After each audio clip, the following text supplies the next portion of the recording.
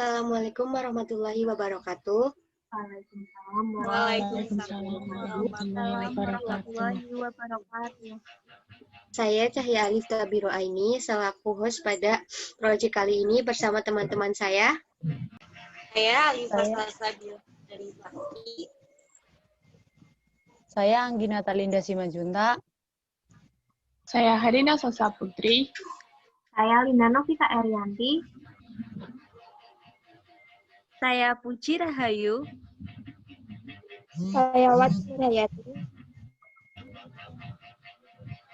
Nah, sekarang kita langsung masuk materi kali ini ya. Teman-teman udah pada tahu belum sih apa itu resiko pasar? Kalau belum tahu, yuk kita simak penjelasan dari teman kita.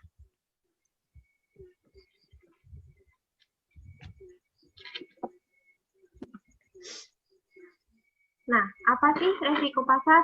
Resiko pasar adalah suatu risiko yang timbul karena menurunnya nilai suatu investasi karena pergerakan pada faktor-faktor pasar. 4 faktor standar risiko pasar yaitu yang pertama risiko modal, yang kedua risiko mata uang, yang ketiga risiko komoditas, dan risiko suku bunga. Terima kasih, Biru. Nah, tadi kan kita sudah tahu apa itu resiko pasar. Teman-teman pengen tahu juga nggak sih jenis-jenis resiko pasar? Pastinya pengen dong. Kalau pengen tahu, yuk kita simak penjelasan dari teman kita. Baik, di sini saya akan menjelaskan tentang jenis-jenis risiko pasar. Risiko pasar jenisnya ada 4, dan 2 diantaranya akan saya sampaikan. Risiko suku bunga yang pertama. Risiko suku bunga adalah risiko kerugian pada posisi keuangan, neraca, dan rekening administratif karena perubahan suku bunga.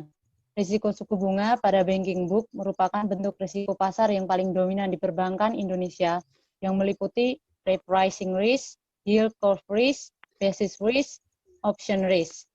Selain banking book, bank wajib pula mengelola risiko harga yang disebabkan oleh exposure trading book tanpa memandang jenis risikonya, karena unrealized mark to market atau MTM yang berpengaruh secara langsung pada pendapatan dan atau regulatory capital. Yang kedua adalah risiko nilai tukar. Risiko kerugian pada posisi keuangan, neraca, dan rekening administratif akibat perubahan nilai tukar valuta asing termasuk perubahan pada harga emas. Sekian dari saya, akan dilanjutkan oleh Ayu. Ya, saya akan melanjutkan pembahasan yang telah diberikan oleh teman saya sebelumnya. Jenis resiko pasar yang ketiga adalah resiko equity atau ekuitas. Resiko ekuitas sering disebut dengan equity risk. Resiko ini disebabkan karena perubahan modal atau perubahan nilai ekuitas. Resiko ekuitas terjadi karena adanya potensi kerugian akibat fluktuasi harga saham di pasar, adanya perubahan harga saham atas portofolio saham yang dimiliki oleh bank. Resiko yang keempat adalah resiko komoditas atau yang sering disebut dengan commodity risk.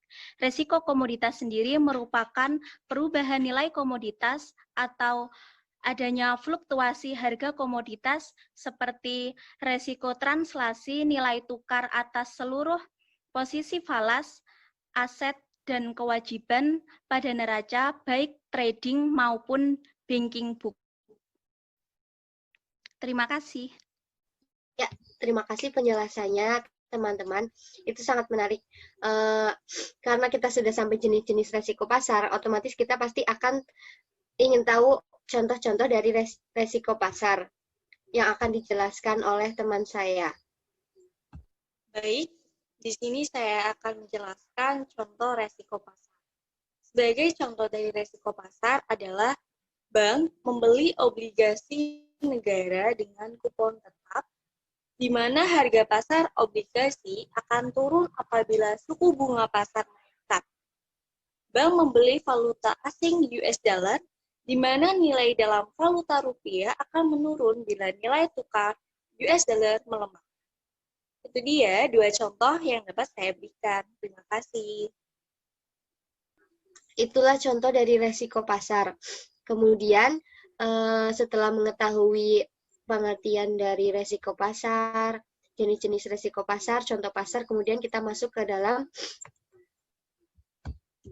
faktor-faktor yang mempengaruhi terjadinya harga pasar.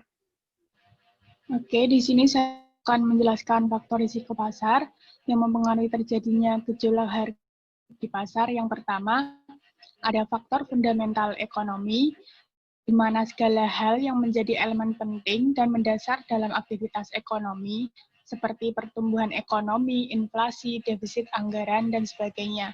Kemudian yang kedua, terjadinya peristiwa besar dalam ekonomi dan politik, seperti krisis moneter dan demonstrasi.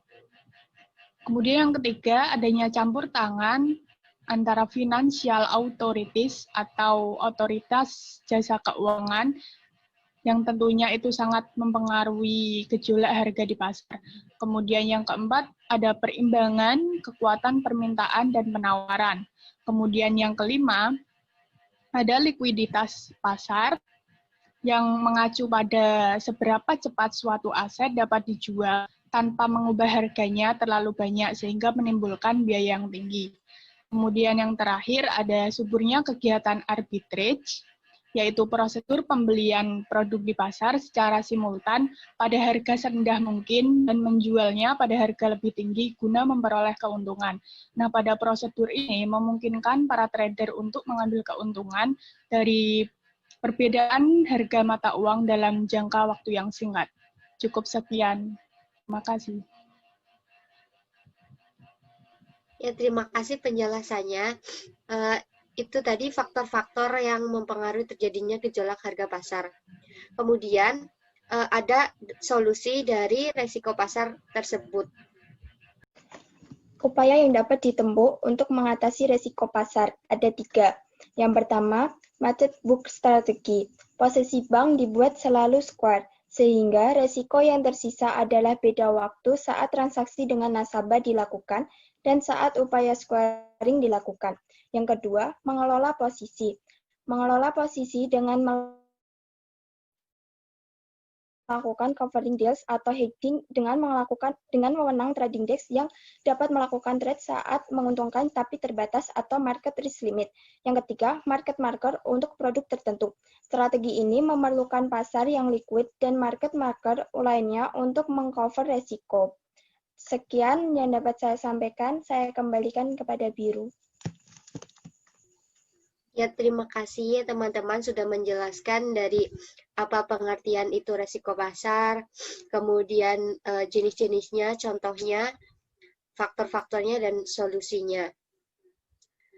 Jadi kesimpulan dari penjelasan teman-teman saya yang dapat saya sampaikan kepada kalian adalah resiko pasar merupakan resiko yang terjadi karena faktor eksternal perusahaan dan hal ini bersifat menyeluruh.